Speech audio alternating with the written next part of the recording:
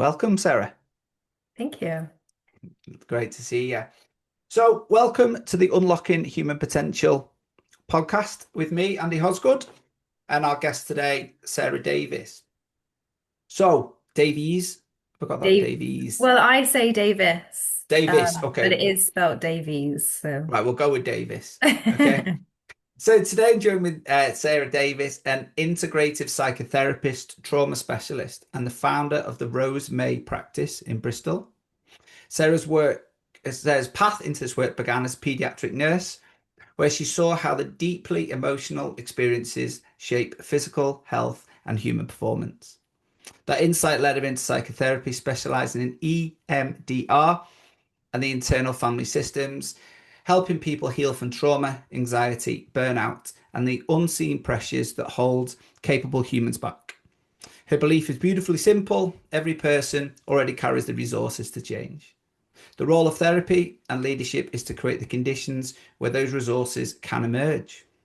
Sarah's worked with adults, adolescents, and high performers who want more than just to cope, but want to feel alive, grounded, and connected. She's passionate about how trauma, attachment, and self awareness influence the way we show up at work, in relationships, and in life.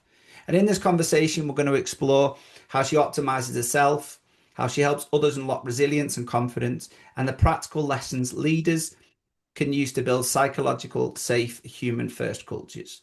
So if you care about emotional intelligence as much as strategy, then you're going to love this episode. How did that sound? great. Happy with that? Brilliant. Just put that everywhere. Well, we'll be sticking that in the show notes. Yeah, you can use that. So no, thank you very much. You were one of the first guests that was introduced to me.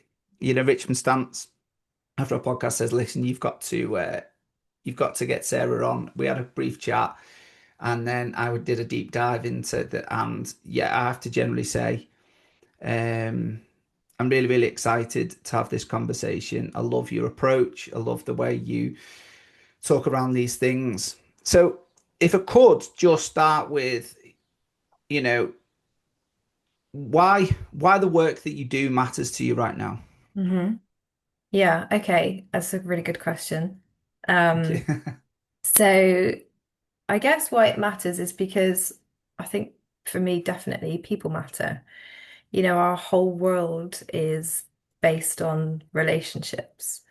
And we survive in relationships, but we can also thrive in relationships. And I don't, when I say relationships, I don't just mean partner relationships, but relationships at work, relationships with, friends, family, relationships we have with food, with the environment. We're in relationship with everything. And I guess the trauma work really matters to me because I don't think there are many people in the world that are untouched by some sort of trauma. And by trauma, I mean what's left behind. Okay. So the negative beliefs that we carry about ourselves because of experiences we've had in life. So the experiences are part of it, but they're not all of it. The work that I do really is centered around what that means for you and what are you carrying as a result of it in terms of beliefs about yourself or the world. Wow. Okay. I'm really looking forward to diving into that. Just before we dive into that, which is going to hopefully is going to be a lot of the conversation, because there's a lot of things that you've taken from that kind of does spark my interest and definitely the listeners' interest. What's something you're curious about right now? What is it that you're at the moment in time that's got your attention or you're curious about? Work-wise, Where you can take that wherever you want to. okay. What am I curious about? I am curious about individual relationships with ourselves. So I think a lot of the focus in in my area of work is always on how we communicate or relate to others. But I guess my interest is in firstly, how do we communicate or how are we in relationship with ourselves? which leads us brilliant on to our first topic. So this podcast is in three themes. How do we get the best out of ourselves or unlock the best version of us? Mhm. And then how do we take that and how do we then help others? So it might be if you're a leader, how do we unlock potential in others? It might be a coach or a mentor or a therapist, and how do you get the best out of others? And then we're going to wrap it up with kind of what advice we can give to the listeners. Because for me, it's great having a really good conversation, but it's the so what? What do we then, what can a Yeah. listener do with this?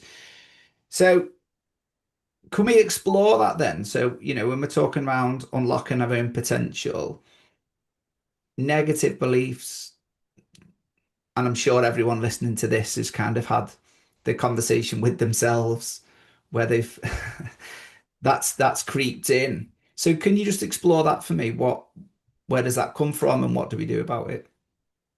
Yeah. So, I mean, negative beliefs come from experiences that we have in life. And, we as human beings try to make meaning from things.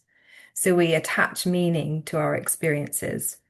And especially if those experiences happen when we're small and they can be negative experiences, that doesn't mean that something's necessarily happened to you, but it can also be things that didn't happen. So things that you needed that you didn't get. And that can be in relationship to our caregivers or the environment, safety, things like that. So the experiences that we have will then often lead to us trying to attach meaning to it. And that meaning, when we're small, is often about ourselves. Okay. Because if you have caregivers that are letting you down, psychologically, it's far more detrimental to believe that they are the problem because you're Right. depending on them for survival.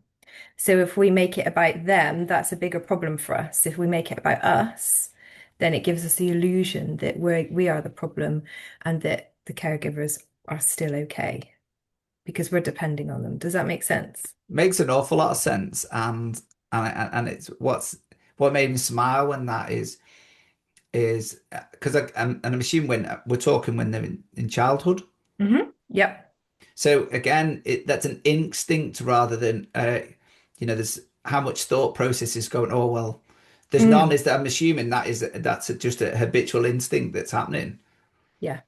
Yeah, we are hardwired for survival, and in order to survive, we need to maintain attachment. Without somebody taking care of us, a newborn baby can't survive in the world if no one's going to take care of it. Yeah, We are born quite prematurely in that sense. And so yeah, so this is unconscious. It's not that we're sat there, at yeah, 5 days old going, oh, I can't cry because it really upsets my parents. yeah. It's just that we get messaging, we learn things from the behavior that other people have in relationship to us. And we'll then attach meaning to that. And often that meaning is something about us, like I'm unlovable or I'm not good enough or I'm not safe. I can't trust anyone. These are all kind of negative beliefs that we carry. And we don't all, they're not all the same for everybody, but they're quite general ones that I think most people can probably relate to on some level. And are you okay if we just explore that a bit deeper? Yeah, yeah, absolutely. So I guess selfishly then looking at it from the world of a parent and Hmm. the short of parents, thinking, oh gosh, okay. So what Hmm. what am I doing well or doing less well, Hmm. to ensure that I am, yes, I am a business owner and coach and all the other things and healthcare professional. But ultimately my goal is being the dad and my mission is to be the best I can potentially be. So if there's parents listening, what could they do to kind of help support their children with Hmm. these as in their development? Yeah, okay, it's a really good question.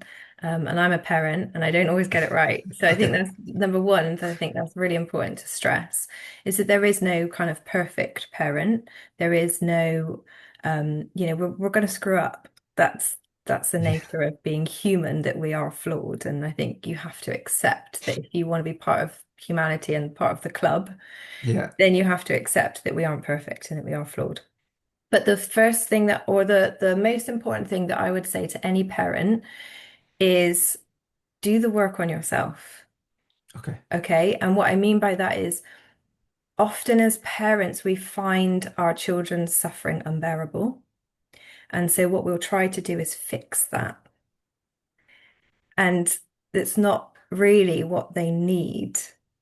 And what we're trying to do when we fix, and this is true of most things in life, okay, if we see suffering and we want to just jump in with answers or solutions or to the problem, we're trying to rescue ourselves from the uncomfortable feeling of sitting with somebody else's suffering. So it's about serving us as much as it is about serving them, if that makes sense. Yeah, a lot. So if you can get comfortable with the uncomfortable, you're going to parent a lot better because you're going to be able to tolerate the inevitable feelings and emotions that come up for our children: anger, sadness, frustration, disappointment, jealousy, all of those feelings that we experience. If you can tolerate them, you're going to be able to hold the space for your child to tolerate them as well. And in that experience, you're teaching them not only that you're helping to regulate that state for them, but you're also saying it's okay, Okay. that these feelings are okay. Like you don't have to run away from them. You don't have to push them down, that it's acceptable. That doesn't mean you tolerate like bad behavior, Yeah. but it Okay. means, yeah, okay, so Yeah. There's there's a difference. difference Yeah. between, yeah, accepting, kind of negative behavior. But it is by saying, okay, I can tolerate what you're feeling, and I'm not going to try and fix it for you, but I am going to hold the space for you to also tolerate this. Because these are things that you're going to have for the rest of your life. You can't go through life running away from sadness or the feeling of disappointment or heartbreak, um, loss, grief. And just on that, is that something you would suggest that if there is a parent listening to Mhm. this and is that something that you actually articulate? So instead of just holding the space, you would explain to them why you're doing that. Would that be helpful? Depends on the age of the child, Okay. I Yeah. think, Um, but if you do it from the get-go, they'll be used to you being able to hold that space. So naming the emotion, I mean, Dan Siegel is brilliant. I'd recommend any parent to look at him. But he's got this kind of I don't know what you would call it, not like slogan, but it's this uh thing that he says, which is name it to tame it. So if Okay. you can help your child name the emotion, then it will help to regulate the nervous system. Okay. Okay, so often kids will experience things and they don't know what, especially if they're really small. Okay, you've said no because they're not allowed something. I don't know, they want a lollipop and you're about to serve tea. Yeah. All right, and you've just said no, you're not having a lollipop. They're going to have feelings about that. They're going to be angry or they and sad because I want the thing that you're not letting me have. So I feel like maybe out of control as well. Like I have a lack of control over my autonomy because I want the Yeah. lolly. They wouldn't know this, Yes.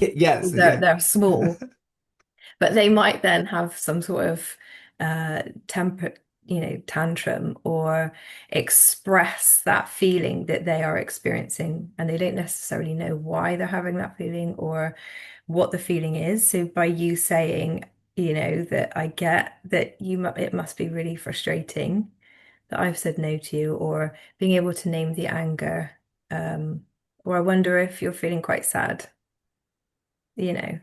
And you can offer it as an invitation Yeah. because essentially we don't actually know what they're feeling, only they will know that. And often sadness can present as anger, and anger can present as sadness. So checking out with them what's really going on. Again, this is like age appropriate, so Yeah. you're going to have that conversation far better with, a 10-year-old than you are a 3-year-old. And I guess my last question on this then is so there might be people listening that go, oh gosh, my daughter's 13, for example, Mhm. I've not had this. Is there even if the people started now, it'd still be Mhm. helpful to get familiar for the kids to get familiar with that in the long term. 100%. Okay. There is no age that you can't do this with. So, even if your child's 40, Okay. right? Yeah. Yeah. You could let, because what you're also teaching is communication and you're modeling. There's a lot of modeling that goes on in parenting. Um, how you show up in the world is how your kids will often show up in the world. And so, yeah, just being mindful of what you're modeling to them. There will be ruptures in relationship with your kids, no matter what you do, there will always be ruptures. And so how good are you at being able to acknowledge the rupture and then make a repair? Because ruptures are going to happen. And actually, ruptures are really important. And we don't really want to get rid of ruptures. What we want to do is get good at building repair. And when you say ruptures, is that just maybe a misunderstanding, an argument, or how Yeah. would you? Yeah, Yeah. like a conflict, Okay. misunderstanding, I haven't quite got it right. You know, I'm getting really cross with you because I've told you 10 times to put your shoes on and we're going to be late for school and now I'm losing, my rag. And then, so I didn't handle that the best, Okay. maybe. And so that creates a little rupture. Right. And so being able to then come back to that, you don't have to do it straight away. You could even come back to it the next day, or even a week later, or even a month later. Yeah. But it's by being able to say, hey, that thing that happened, where I lost my temper, or, I said something that I regret, or that maybe I didn't say that in the way that I had intended, because this is what was going on for me, and being able to say what was going on for you, that you were frustrated or angry, and it's not all about them. Because underneath that is really, it's not about them not putting their shoes on and you've asked them 10 times. It's that you are feeling out of control. Yeah. No one's listening to me, so I'm not heard, I'm not important. This is where these negative beliefs start coming back up. Yeah.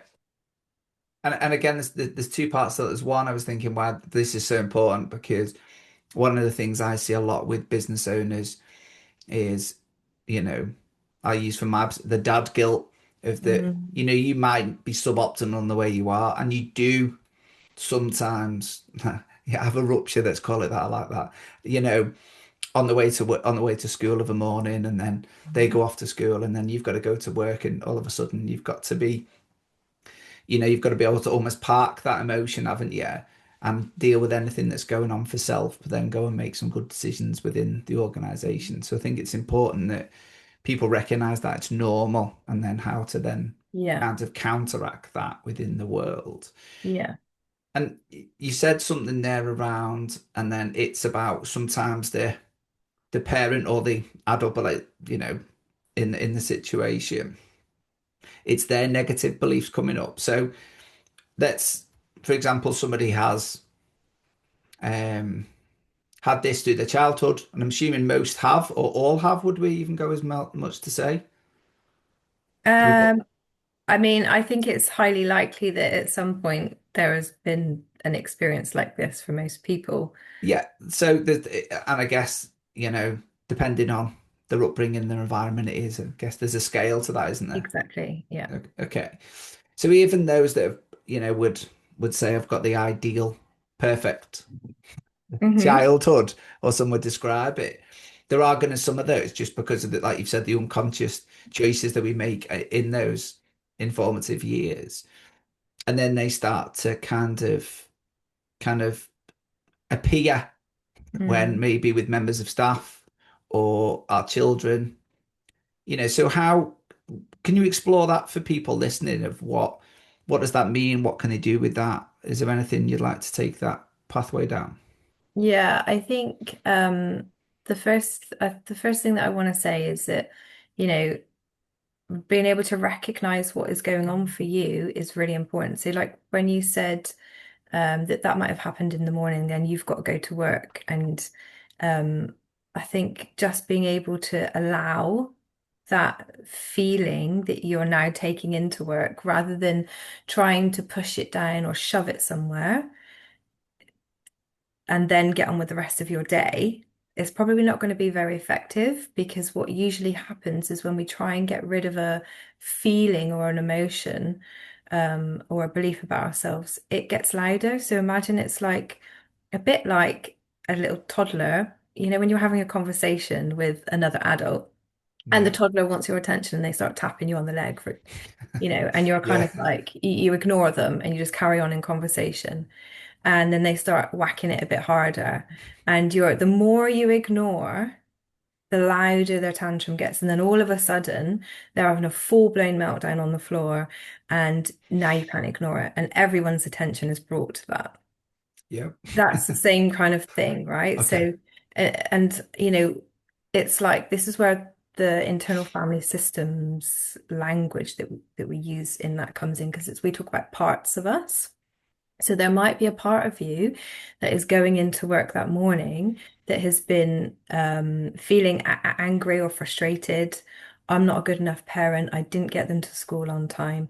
Nobody listens to me. These are all things that are going on for like different parts of us. But there might be another part of you that's like, park it. We've got work. I've got to get my business head on. I need to be professional. And so you're going to find a conflict internally between these parts. So it's not just about rupture and repair externally that we do with our relationships, but also what happens for us internally. So I guess the first thing I would say is just allow some space to recognize what it is you're feeling and let that part of you know that you get it. Like, okay, I get why I would be feeling frustrated. I get why I would be feeling not good enough. But it's not my children that have made me feel that way. I already carry that. That it's just that the behavior has triggered that part of me. It's like a wound that nobody can see, and someone brushes past it and it really hurts. But they don't know they've hurt you because they can't see it. Mhm. But then you respond from this place of wounding, of hurt, and it doesn't match. It's like out of proportion. That's kind of what we mean by when we say someone's been triggered. Um, and so yeah, so having that conversation with yourself, internally to be able to say, I get it, that I would be feeling that way, and I'll come back to you, I'll come Yeah. back to you. But I just need a little bit of space so that I can get through the day, and do all the things that I need to do professionally. And I will spend some time with the anger, frustration, sadness, hurt, whatever it is that's come up for you. Letting that part of you know that is enough, just like the toddler. Can you give me a minute? I'm just going to finish my conversation, but I will be with you. Just that acknowledgement is enough to just settle them down a little bit so No, that, love yeah, that. Yeah. gives you a Very. bit of space so that you can be present and with work. Otherwise, you're just going to go in and project all of that stuff that's happened. Yeah. Yeah. Yeah. No. And then that email hasn't been sent or something's not gone right, and you're already feeling, unimportant, not good enough, nobody, you can't trust anyone, whatever it is that's come up for you, you're then going to be like projecting all of that onto this little thing that has just happened. Yeah. No. I can well and truly imagine. And I love this because I've done a lot of this, and it's a conversation. So I'm smiling with this because that is the conversation I do have on a semi-regular basis with myself.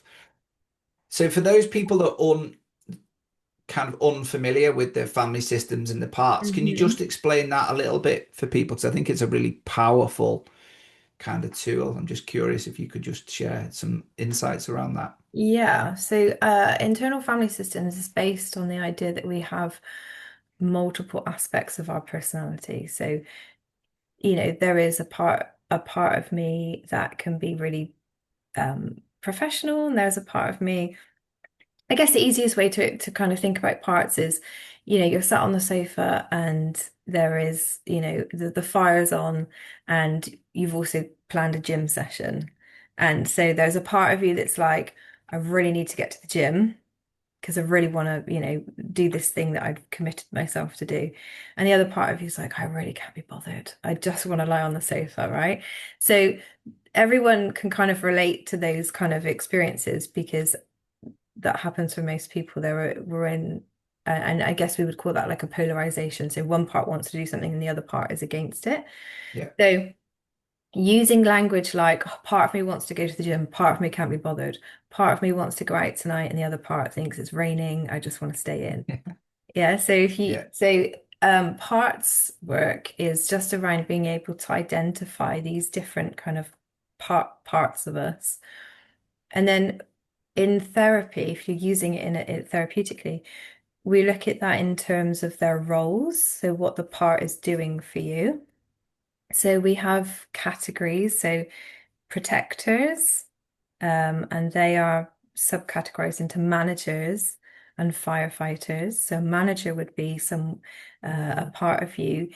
For example, if you have a negative belief that you're not good enough, there might be a part of you, which would be we would call a manager, that's really driven to proving yourself in every aspect of your work. So you overwork, or you're a workaholic, or you really have to get the maximum out of everything that you do because you're trying to prove you're good enough. Okay, so that would kind of be a Mm. manager. They have a role, they're trying to serve you. They're always in service of you. It's just being able to identify their intention over their impact, because the intention of that part that's pushing you to work harder is because we don't want you to feel not good enough. So this part's like, I don't want you to feel not good enough. So I'm just going to push you and drive you to work better and harder. The impact of that then is potentially, I don't have enough time with my kids or my wife or, my friends. I don't get to go to the gym. So I negate all of my other needs in order to push this um desire not to feel not good enough. So the impact is different from the intention, but with parts, it's really important to just notice their intention. Because if we look at their intention, then we can have kind of compassion and there's a bit more clarity around what they're doing for us. And that is going to build your relationship with that part of you, rather than if you focus on the impact, which can often be negative, it's not always, but it can be. That's going to lead to rejection of that part, or I don't like that part of me that overworks. I don't want that part. And that, again, if you manage pushing a toddler away from you all the time, it's going to try and cling harder and tighter to you. Mm. Yeah, it's really, really interesting, isn't it? And I guess for those listening, how would that how will that part maybe manifest itself? Is it a feeling normally? Is it, and then it's time to. So what went on for me when you were saying that was Mhm. I can imagine an emotion. Mhm. I can imagine then the voice in my head Mhm. starting to kind of volume go up. And then as you were talking about almost looking at the intention behind the part, almost that internal dialogue of going, okay, cool. What are you trying to tell me? Mm. That was, as you were saying that was the question that was going, what are you trying to tell me? And what's the positive almost intention behind what you're trying to tell me? Yeah. Are you trying to protect me from, because you know that, like you said, if I keep going down this path, I'm going to end up working really, really late, and then I'm going to go into bad dad mode or whatever. Mhm. Mhm. Have I interpreted that kind of correctly? Yeah. So, I mean, there definitely, I mean, parts can show up. They can manifest themselves in sensations, feelings, thoughts, and they can be in or around your body. So sometimes it can be there's this sense of like this pressure and it's coming from outside, but I can feel it on me. Yeah, Um, and that will be, that's another version of a power. It might be, I keep I've got this persistent pain in my hip, but there's kind of nobody can find a reason for it medically. yeah, Um, but it doesn't mean the pain doesn't exist. It's there. I can feel it. So something's going on. So being able to just be with whatever it is you're experiencing and be curious about it. So I really like that, what is it you need me to know? Because that's one of the things that we would ask that part, if we were in a session. It would be, now you kind of acknowledge that part. Is that part aware of you? And, what does that ask that part? What does it want you to know about it? What's it trying to do for you? What does it fear would happen if it didn't do that? How old does it think you are? Oh, It's okay. another really important one because these parts are often forced into roles, right across varying ages, but often from quite small. So they think that you're quite small because that's where the wound came from. So Okay. yeah, Yeah. so they're Yeah. Yeah. Yeah. always there to protect. This is why they're called protectors, you or your internal system from the overwhelm of the wound. And the wound is the negative belief often. Wow. Yeah. So many questions. Yeah, no, but I guess then, if you wouldn't mind, so Hmm. let's say someone's listening to this and they're aware of those sensations, even like where you described that kind of pressure come from the outside, but they're unfamiliar with taking the time to stop. Hmm. And, I've been fortunate enough to have people like surrounded by people like you for the last 20 years who have influenced my thinking. So I wouldn't say I'm good, but I think I'm on the way to becoming good at the Yeah. pausing and asking those questions. If someone's hearing this for the first time, what would be your advice then about how to begin developing that skill? I'm Hmm. assuming it is a skill to stop and kind of have that conversation with yourself, recognizing what part and asking that part questions. Yeah, yeah, and this is goes back to kind of what we first touched on, which is how do you communicate and relate to yourself? Yeah.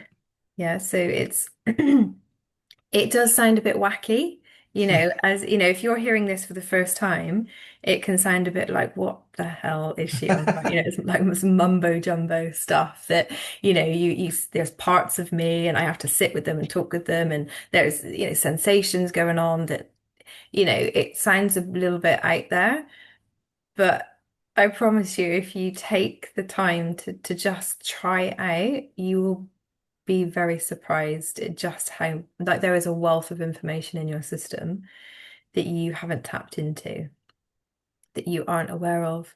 And being familiar and aware of them is only going to be of benefit to you in terms of, and this is, again, it kind of depends on how you define success.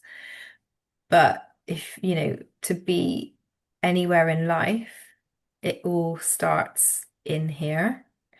Um, So if you're not familiar with it, and it sounds really wacky and crazy, you can do this literally any time of day. So even if you're cleaning your teeth, sat in the bath, having a shower, driving the car, I probably wouldn't say meditate whilst you're driving a car, but but just take a minute to just notice. I think noticing is the most powerful thing that you could do, is I'm not going to ignore this thing that's happening for me. I'm just going to notice it. And I'm just going to tell let that part of me know that I've noticed it. Like that's as simple as that. Just starting with that is a great place to start. And just notice then what happens. Like, how does that part of you respond? So if it's a sensation, if it's like a tightness in your chest, for example, okay, you're about to come on a podcast and you've got tightness in your chest. Yeah, or some butterflies in your stomach. Just noticing that and say, it's almost like an old friend where you would kind of go, "Hey, bud, I notice you. You're here. Like I can feel you, or I can see you, or I can hear you, however it presents to you." And just be curious about how it responds to you. Because often there will be some sort of a change. So it might soften. It might get a little bit more intense. It might be almost a sense of relief that it's been noticed.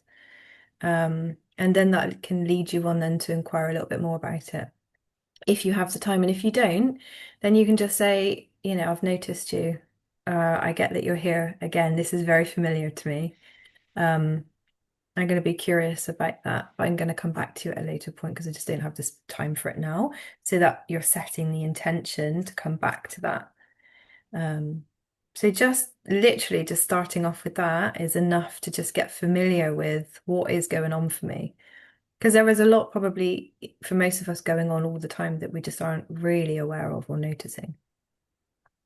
And, and as someone who does this, it's so powerful. And like you say, it's things you can be doing anywhere, can't it? Just noticing what you're noticing Mhm.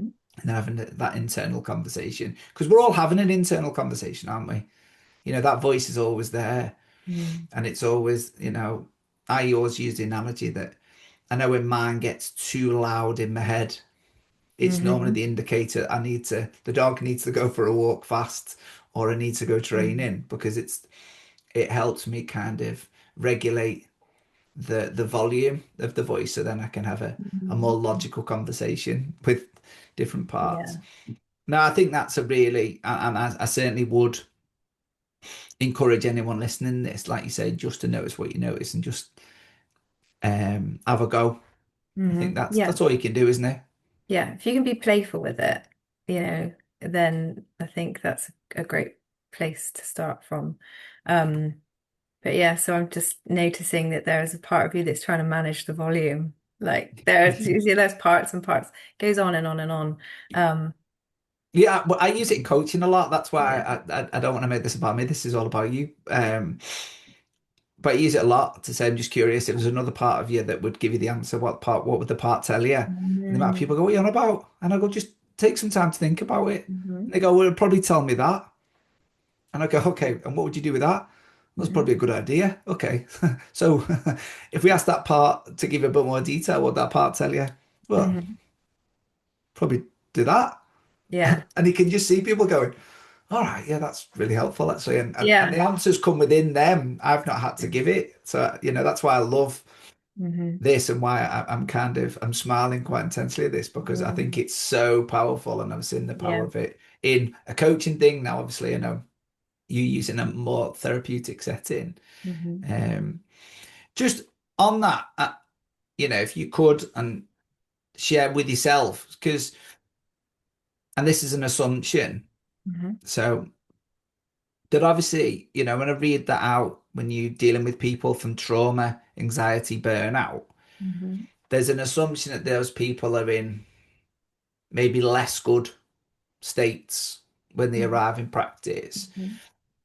And I know there's going to be healthcare professionals or there's going to be business leaders that are probably dealing with people in less good states in the organizations.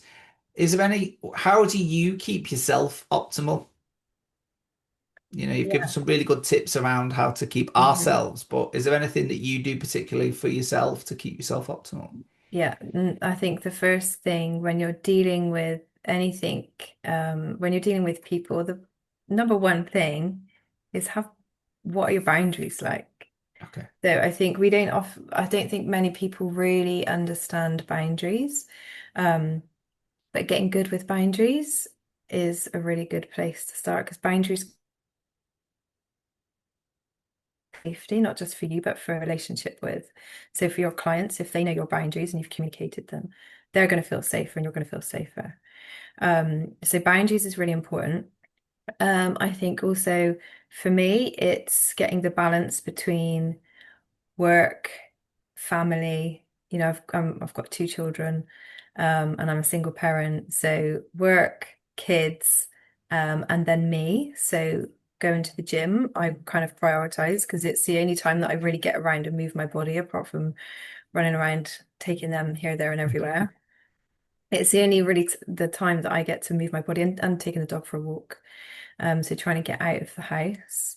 But I also dip in and out of my own personal therapy. And I think that Yeah. as therapists, when we train, we have to be in personal therapy. It's part of the conditions of our training, of our course. That when you qualify, you have to have had personal therapy throughout the um the course itself. So we're really familiar with dipping in and out of our own therapy because it's all, I can't be there for somebody else in the way that I need to be to hold the space if I'm not okay myself. And so Yeah. it really does all start with you. Um, don't be afraid to just you use those as resources. So just because you're going in to see a coach or a therapist, it doesn't, there's nothing, you're not faulty. It's just that you're trying to be, trying to optimize yourself and how you show up and how you're present with other people.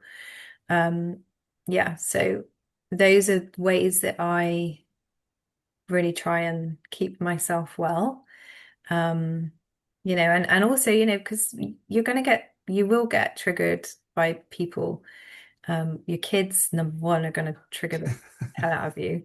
Um, and, clients as well will often, trigger us. And so being able to first of all say, something's going on for me here, and I need to go and look at that. And then saying, right now, I need to go and do something with that because otherwise this is just going to keep showing up for me. Um, Yeah. Yeah, I think that's so powerful advice. It's interesting, isn't it, that most people see, I see therapy as a way of self-care. mhm, So, there might be a time where, we're recording this in January, which means everyone is tracking calories and giving up alcohol and on their best behavior. Gyms are busy. So everyone is mm, now, like you've said there, we're moving, we're doing the right things. We track sleep. You know, mhm, I'm from a combat band background where everyone measures the weight and there's always on weight. So they're mhm. they're constantly looking at they're looking at what I would call these kind of very physical factors. But that's only a part of it, isn't it? That mental factor, for me, I've always seen that as a way of going to have a conversation. And someone like yourself, especially if I'm stuck, you kind of ask a question in the way that you ask questions, and I go, oh yeah, that's really old. And sometimes you need that external person, don't you? Just to kind of, just Yeah. to get shine light on things in a different way to give you a different perspective. Yeah. Yeah, I think that that is really important because actually healing doesn't take place in isolation. It takes place within a relationship. Okay. So being in relationship with somebody else, whether that's your therapist or your partner or, you know, um, your boss, whoever it is, but that's where real healing happens. So in therapy, it's not about the therapist. It's about the relationship that you have with your client, and that takes two people to make the relationship. So again, I think that that's another, I guess that's my approach anyway, is that I invest in the person. I'm investing in getting to know that person and I'm holding space for them. You can apply that to anything. Like if Yeah. you're invested in your staff or if you're invested in your partner, then your relationship is going to benefit from that. I love that. Can I just dial back and then we'll move on to unlocking others? You Mhm. talked about boundaries. For people who are unfamiliar what that means, can you just shine a bit more light on that for me, please? Yeah, so boundaries come in all different shapes and sizes and forms. But essentially it's what I think of boundaries as having like if you imagine just standing in a massive open space, like fields and fields for as far as you can see, and there are other people, occupying spaces that you can see. If you are just stood there wide open, that can feel quite vulnerable. If you just put like even just a picket fence, doesn't have to be a massive brick wall, but just a little Mm. picket fence around your square of your field, then that automatically creates this sense of safety. Like everybody knows where my boundary is. So if you come up to my picket fence, I can meet you there, I can invite you in. But it's essentially it's on my kind of not on my terms because that sounds quite strong, but you're clear on where my boundary line is, and I'm clear on where yours is if you choose to do the same.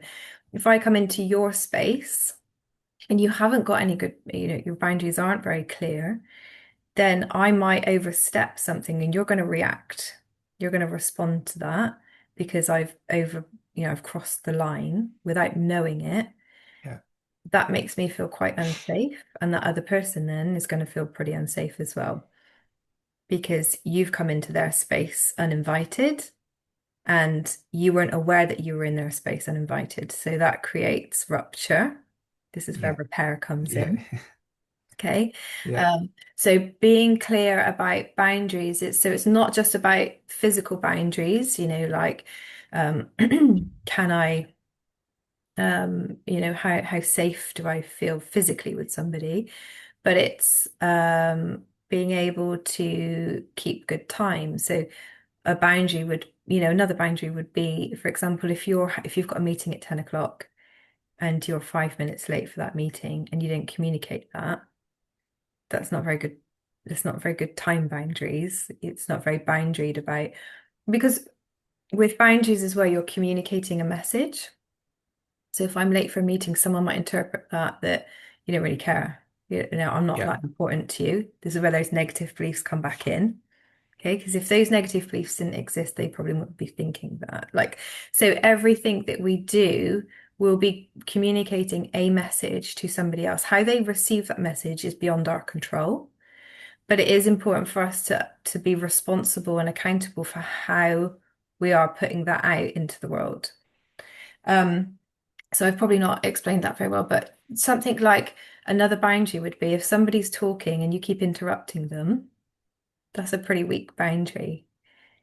So it shows up everywhere. I'm trying to think of some other examples of. It's I guess for me, I think you have done a good job. If I'm honest, I think one of the things that raised the question in my head was for someone who's listening for the first time and Mm, understanding this, how explicit do we need to be with our boundaries? So timekeeping is a classic. I know a friend of mine who it's a real pet hate of his, and actually he will now turn around and say, "Look, we've got a meeting at 10. If you're not there at 10, I'm gone," mm, because that's how much it means to him. mhm. I'll give you 5 or 10 minutes, but Yeah. and so I'm just curious if someone is doing this because like you said, it can trigger people, but the other Mhm. person might not realize why they've been Right. triggered. So how explicit would you suggest that we'd have to go? So yeah, I think when it comes, I think we'll take the meeting thing as a good example because Yeah, it's quite easy to play with. But if your community, so that is what I would say is quite a rigid boundary. So yeah, we can have really weak boundaries, really rigid boundaries, but we want to be able to have some balance in the middle. And boundaries can be flexible as well. So, if I say no to something and then I change my mind, I think actually, a classic example is if your child's playing up and then, when I say playing up, that's, you know, you know what I mean by being a that, but child. Yeah, they're exhibiting a behavior that you deem unacceptable. yeah, Um, and I say behavior unacceptable, not feeling or emotion, because the feeling and emotion should always be acceptable, but the behavior that they're exhibiting might not be all acceptable. like that. Yeah, Yeah. yeah, So the behavior is not acceptable, and they are, smashing their room apart. I don't know, because you just said they can't do something. yeah. They'd planned to go out with their friends to the cinema. So if you turned around and said, you're now not going to the cinema at 12 o'clock because you've done whatever, you're kind of setting a boundary by saying this behavior is not acceptable. And now there is a consequence to that. Now, actually, if that affects everybody else, then that this Yeah, okay. thing, and you're actually come away from that thinking, oh crap, maybe I shouldn't have gone that hard. I should have just had this conversation with them. Boundaries can be flexible, so you can go back and have that conversation with your child, or it might even be another adult, and be able to say, hey, this behavior wasn't acceptable. I won't tolerate you smashing the wall apart, for example. Yeah, And I know I said that you can't go to the cinema, um, but I'm gonna, I'm going to say that you can go to the cinema, but under these conditions, or that. I guess I'm not being very clear about this, but Yeah, but I think but I think that can be applied to lots of things, can't there? I think, if there's leaders, leaders kind of, it all comes down, hearing that. And again, it's my assumption. So please challenge and push back, is that it is just having honest conversations and communication with, what's going on for you also. So obviously when they've smashed the room up, that conversation of actually that behavior is unacceptable, hmm and this is why this is unacceptable, and the consequence of this is X, Y, and Z. And I guess that could also be members in a team that hmm may behave, you know, unprofessionally, and you deem that as being unacceptable.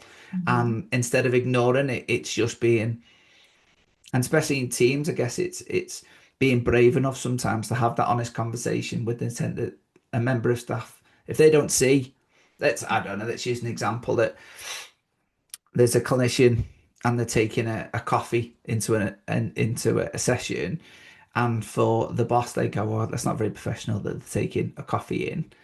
um they might see that as that's unacceptable behavior, and so therefore wants to either challenge that behavior in a way.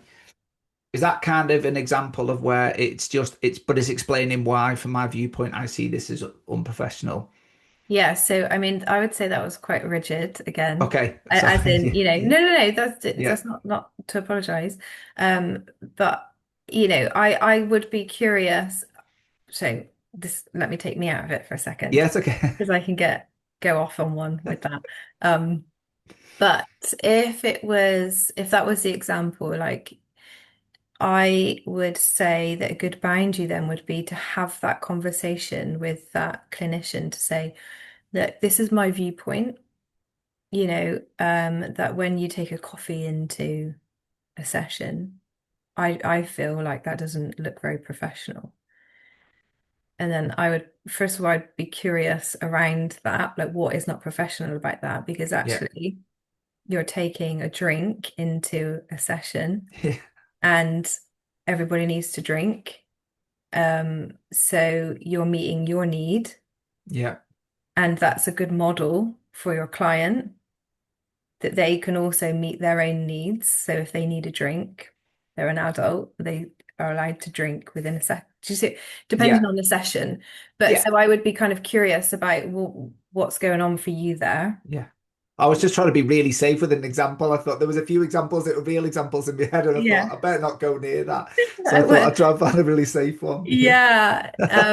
And no, and that is a safer one than, I went to the extreme of smashing your bedroom up. No, no, but I was thinking of, Where that other came from. unacceptable behaviors that happen in, Yeah. in clinical Mhm. practice. But it is interesting that, like you've said, and I think what I took from that was also, if it is triggering you, so if you are a leader and someone is taking a coffee into a meeting or into whatever, or Mhm. doing something, or leaving a coffee cup on the side, and that's triggering you, it comes back to where we start a little bit earlier on, wasn't it? Of going, okay, so what's going on for me? What part of me is being triggered, and why is that Right. being triggered? Yeah. And again, is that coming back to where they don't respect me, or they're not respecting somebody else because Yeah. they're behaving in such a way, rather than leading with curiosity of Yeah. going, just curious. I saw you take a brew in. They went, oh no, yeah, I forgot to put a break in today, and I've not an opportunity to have a hmm brew all day.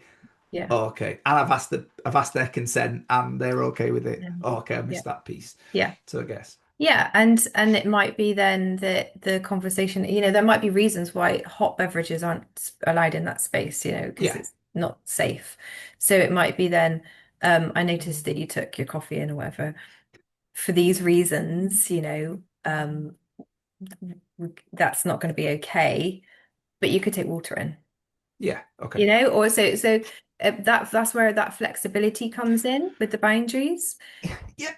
Or I And was even saying the flexibility. Well, actually, what do we need to do better as an organisation to make sure you have a break, Mhm. so you Yeah, can actually be out of that environment and yeah, have your cup of tea or your cup of coffee yeah, in a nice chilled space, rather than yeah, having to do it with a client. exactly. Yeah. So that's where good conversations come in. and being able to communicate that. Because if you don't even communicate the thing in the first place, those conversations won't happen. And you know, we and listen, this conversation's been amazing, and I generally could talk to you for hours, and I promise I won't. So don't worry. So leaning into then the kind of how we, I love this conversation about optimizing self because, especially in the world that I live in, it's the most important. I always have to make sure that a leader looks after themselves Hmm. first Hmm. because I believe that them being optimal allows them to make optimal decisions for the business and the team. I think it's a really hard place to look after everybody else if you're suboptimal, in my Hmm. opinion, anyway. Yeah. So I've loved that, and that's why I've just carried on that kind of train of thought, very selfishly, but I'm sure the listener will get loads of gold from it as well. So just kind of thinking about how we can share some of these things with others in our team to get the best out Mhm. of them. Is there, is there any examples or go-to methods that you would do that you can help people listening and going, actually, that's really going to be really helpful for me? And I know this, me explaining this to other people in my organization will be helpful. Is there any kind of advice that you could offer or to those people to say, how do we get the best out of others in the team? Yeah. Yeah, it's a good question. The first thing I'm just going to say is I'm going to challenge you a little bit, not to Okay. say when you say selfish, replace that with self-led. Okay. Okay. Self-led. Yeah. So when you I said, use self-care as my, yeah, yeah, but yeah. Okay. I so like when you that. said I'm being a bit selfish with this conversation, Yeah. Okay. yeah, to say, Self-led. I yeah, like that. self-led. I'm, Um, I'm gonna and I'm gonna yeah, borrow that. Thank you. you're welcome. But yeah, with when you're working with a team or other professionals or clients and you want to help them get the most out of them and your relationship, the first thing I would say is, are you willing to invest in them? Because you have to invest in the person to get the relationship right. And the relationship, remember, is where the magic happens. So, in order to create safety, and so where vulnerability is tolerated or accepted, I need to create a space of safety. In order to create safety, I need to understand the person. I need to invest in getting to know them. And so if you can come with that approach, this is where good communication skills come in. Thinking about the language that you're using and the way that you're using it with people. Um, Noticing and not interpreting. Okay, is a really big one because often we interpret what people do or say and we attach our own meaning to it rather than just checking out. So getting some clarity about, what does that mean when you say that or what was going on for you? You know, um, and I think in another kind of podcast, I used the analogy of someone going up to the water cooler, and just taking a lot of time but at the water cooler.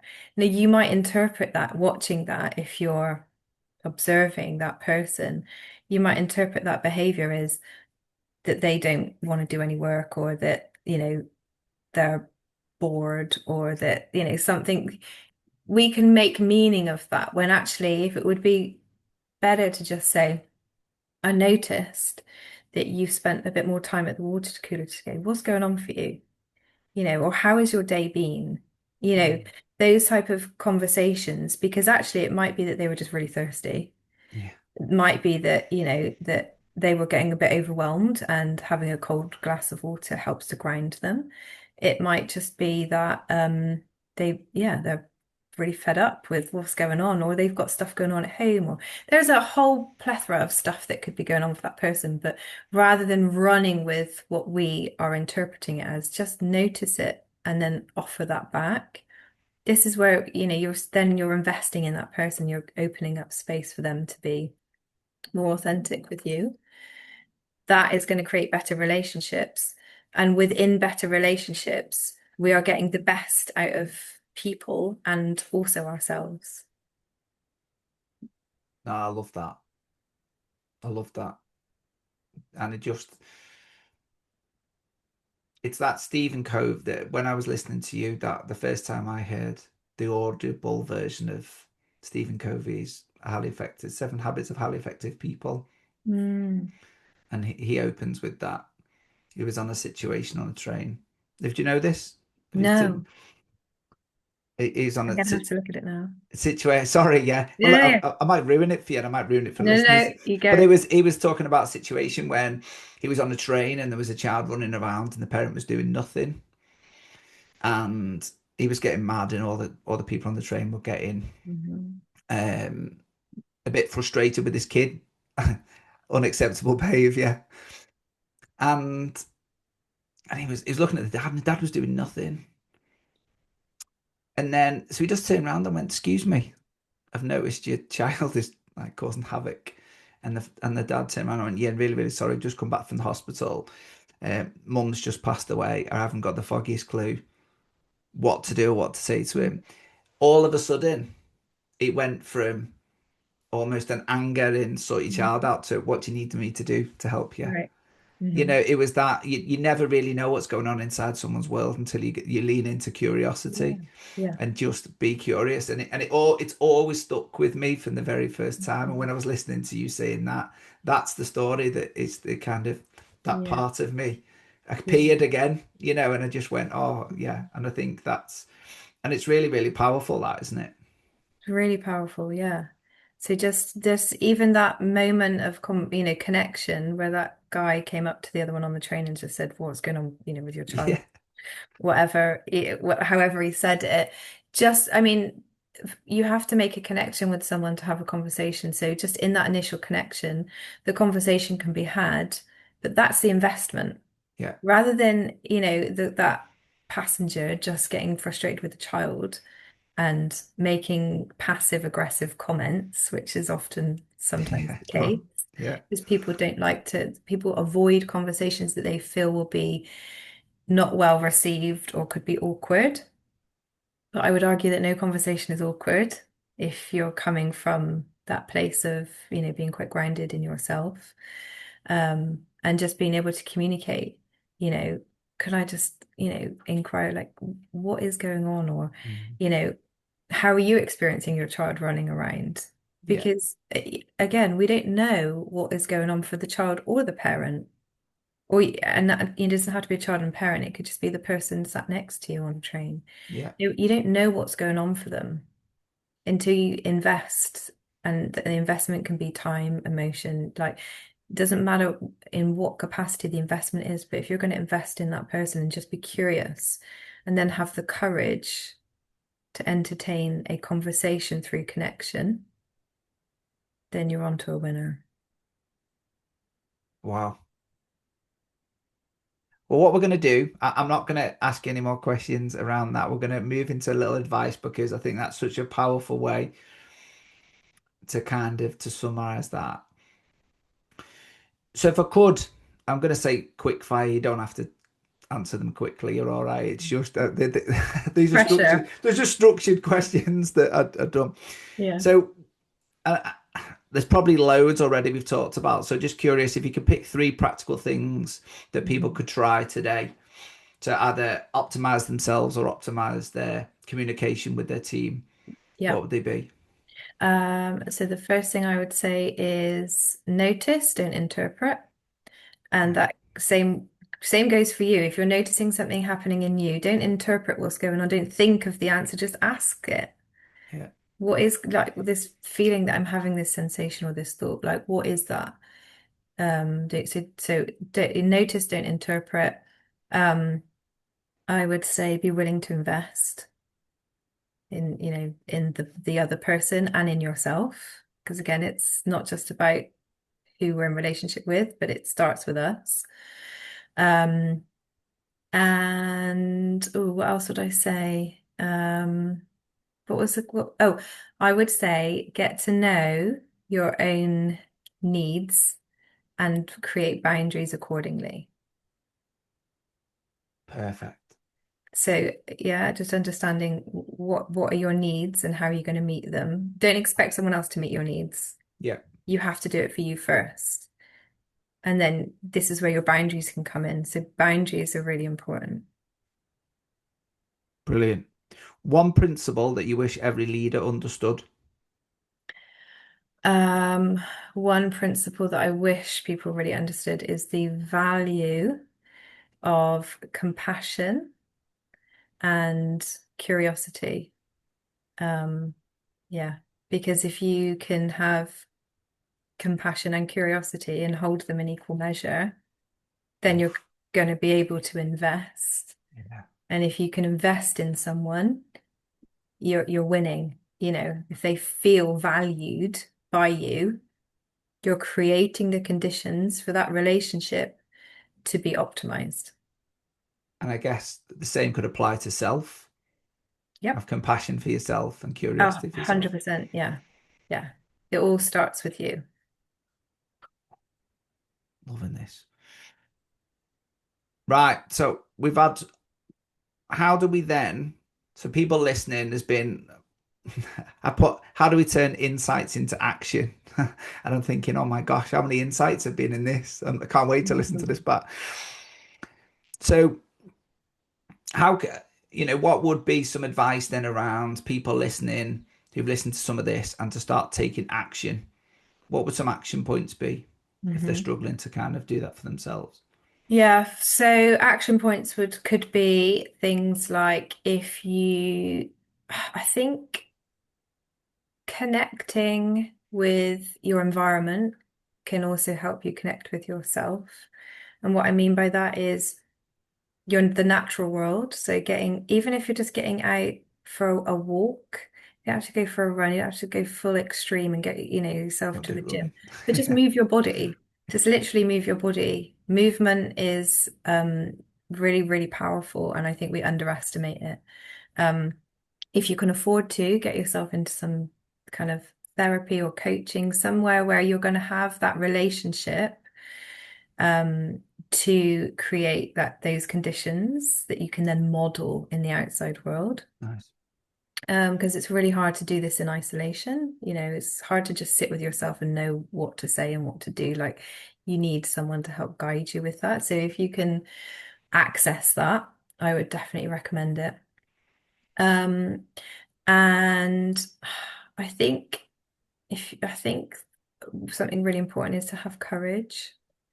Because this all of this takes courage, and by courage I mean the desire and the want to actually know yourself. Because we're often afraid, parts of us are afraid to get to know other parts Yeah. because they often hold what we believe, the system, these wounds will overwhelm us. And actually, we spend a lot of time trying to avoid them. Okay. But just like that toddler analogy, Yeah. it just gets louder and louder, and it will present itself in more and more ways until you finally pay it some attention. So, have some courage, yeah, relationships are really important. So, we're not designed to be on our own. We are tribal, we are designed to be in a community. The human race didn't survive in isolation. We survived through community. So having some sense of community around you, and finding a place of not fitting in, but belonging, because they're two very different things. I like Um, that. and I would always go for belonging over fitting in. Wow. Because for me, fitting in is like trying to fit, you're trying to change shape to Yeah, fit. Yeah, so it's like a round peg in a square that's hole. how I interpreted that. So I'm glad you, added some context to that. Yeah. Yeah. Whereas belonging is I am acceptable as I am and I belong in Yeah. this community. Yeah. I like that. Wow. Before we do our final wrap up, is there anything else you'd like to share with our listeners? Um, no, I hope that it sparks some curiosity for people. I think it's been amazing. I mean, So it's, my self-ledness has definitely has loved this. So for those that are interested and follow you, Um, where can people find you? Where do you hang out? So I am Within your on boundaries, obviously. within my boundaries. I am on Instagram, the Rosemay Practice, LinkedIn, Sarah Davies, Rosemay Practice. My website is www.therosemaypractice.com. Um, and I think that's Have you most. not got a podcast coming up? I No. have, yeah. Okay. So there will Do you be a want to plug that? series. Yeah, Yeah. sure. So, myself and Richmond, who Yeah. kindly introduced us, we have got a series coming up. Okay. And so it will be an episode, one episode kind of, I'm not sure if we're going to do it weekly or fortnightly, Okay.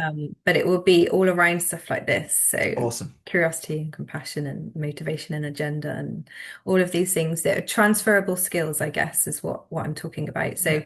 not necessarily therapeutic stuff, but the tools that I use in therapy, you can transfer them and use them in your relationships, whether it's at work, if you're a team leader or a professional, or you want to grow yourself because parts of you are holding you back. Um, yeah, or if you're a parent, it could be transferred to anybody.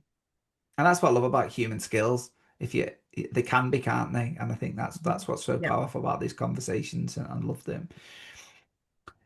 Uh, my next quick, what are you working on next? Is it just a podcast? Have you got anything else coming up? Good Or, question. So oof, yeah, so I have obviously my exclusive?